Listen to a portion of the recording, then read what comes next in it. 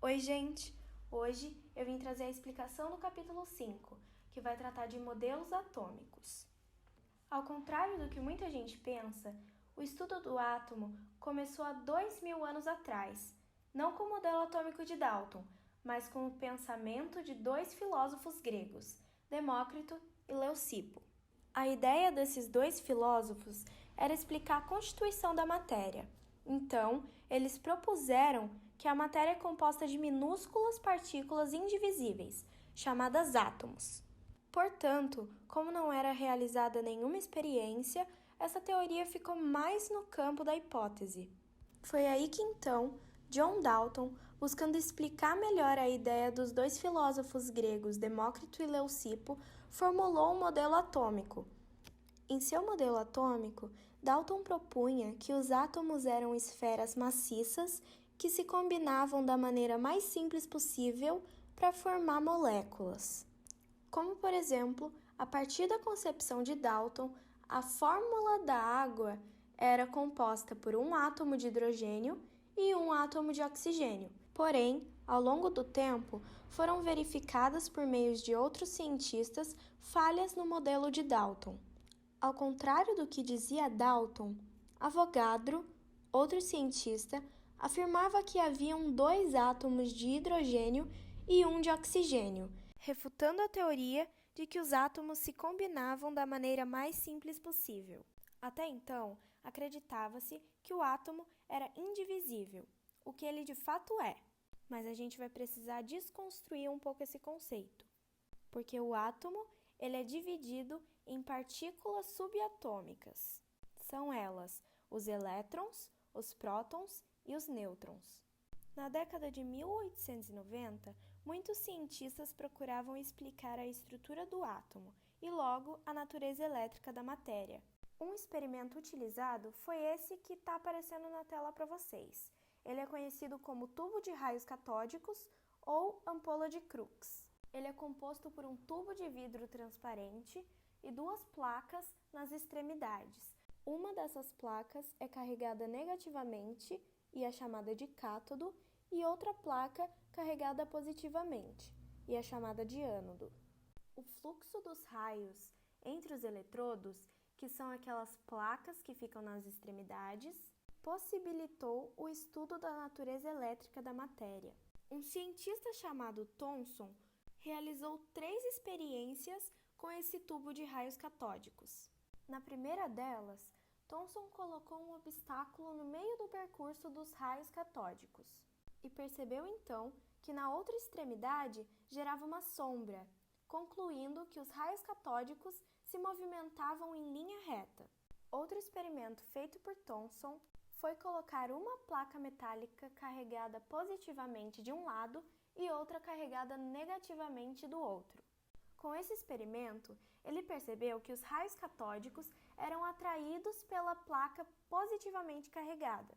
Com essa experiência, ele concluiu o que é mais óbvio, que os raios catódicos tinham natureza negativa. A terceira e última experiência de Thomson foi quando ele colocou uma hélice no meio do percurso dos raios catódicos. Observando a experiência feita por ele percebeu que a hélice girava todas as vezes que os raios catódicos passavam por ela. Com isso, ele concluiu que eles eram compostos por partículas. Por meio dessas experiências, Thomson realizou o seu modelo atômico, que ficou conhecido como pudim de passas. Em seu modelo atômico, Thomson propunha que o átomo era composto por uma nuvem com carga positiva e os elétrons com carga negativa, mantendo assim uma eletricidade neutra. No ano de 1886, com o físico alemão Goldstein, foram descobertos os prótons, que eram atraídos pelo cátodo, portanto, apresentavam carga positiva. Agora que a gente já falou do modelo de Dalton e do modelo de Thomson, agora a gente vai falar do modelo de Rutherford.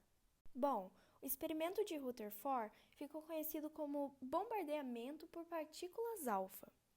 Ele pegou material radioativo, colocou dentro de uma caixa de chumbo e mirou numa lâmina bem fina de ouro. Ele queria saber o que aconteceria quando as partículas alfas colidirem com a lâmina finíssima de ouro. Bom, pelo modelo de Thomson, era para as partículas seguirem em linha reta, porém, algumas partículas alfas foram desviadas ou atravessaram aquela folha fina de ouro, que foi o que aconteceu com a maioria das partículas. Rutherford ficou intrigado com essa experiência, e daí ele ficou pensando, até chegar à ideia de como seria o átomo. Rutherford acreditava na existência de um núcleo e uma eletrosfera, fatos que foram comprovados pela experiência dele.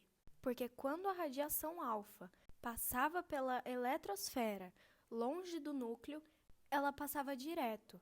Porém, quando a partícula alfa passava perto do núcleo, ela sofria uma repulsão e era desviada. Outro importante ponto observado era que quando uma partícula alfa atingia exatamente o núcleo, ela acabava voltando.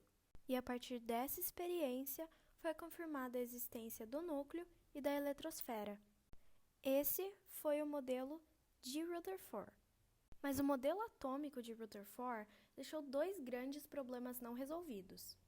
Primeiro, se o núcleo de um átomo possuísse mais de um próton, haveria muita instabilidade devido à força de repulsão gerada entre essas duas partículas de carga positiva.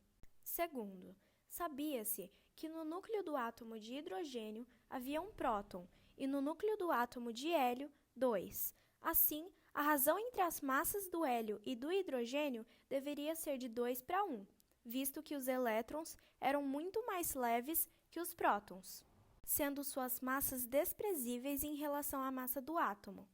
Entretanto, essa razão era na realidade de 4:1. Rutherford e outros cientistas, então, postularam que o núcleo do átomo deveria possuir outro tipo de partícula subatômica, que depois foi descoberta e atribuiu-se o nome de nêutron. E assim termina o estudo de hoje. No próximo vídeo, nós vamos ver a identificação dos átomos, o conceito de isótopos, isóbaros e isótonos, e também os íons, cátions e ânions. Bom, gente, esse foi o vídeo. Eu espero de coração que isso tenha ajudado vocês a fazer a prova. E é isso. Tchauzinho, até os próximos vídeos.